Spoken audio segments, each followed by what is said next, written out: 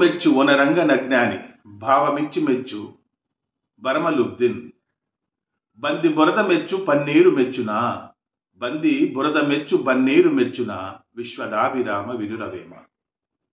ఏదైతే రాహుల్ గాంధీ యొక్క వ్యాఖ్యలు ప్రధానమంత్రి నరేంద్ర మోడీ గారి మాతృమూర్తి మీద చేసినటువంటి వ్యాఖ్యలు ఏవైతే ఉన్నాయో, ఒక మూర్ఖున్నే మెచ్చుకుంటాడు, ఒక అజ్ఞానినే మెచ్చుకుంటాడు.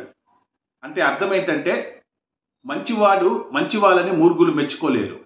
ఎలా అంటే, పంది బురదని ఇష్టపడుతుంది కానీ పన్నీరుని ఇష్టపడుతుందా అన్న రీతిలో ఏదైతే రాహుల్ గాంధీ గారు చేస్తున్నటువంటి వ్యాఖ్యలు ఏవైతే మాతృమూర్తుల మీద ఉన్నాయో, తక్షణమే అతను క్షమాపణ చెప్పాలని, భారతదేశ ప్రజలందరినీ కూడా ఏకైక నాయకుడైనటువంటి నరేంద్ర మోడీ గారి మీద, వాళ్ళ మాతృమూర్తి మీద చేస్తున్నటువంటి అసభ్య పదజాలన భారతదేశ ప్రజలందరినీ కూడా అవమానించినటువంటి రీతిలో, ముఖ్యంగా మాతృమూర్తులను అవమానిస్తున్నటువంటి ఈ రాహుల్ గాంధీ యొక్క వ్యాఖ్యలు వెంటనే తక్షణం క్షమాపణ చెప్పాలని రాహుల్ గాంధీని ఈ సందర్భంగా హెచ్చరిస్తున్నాం.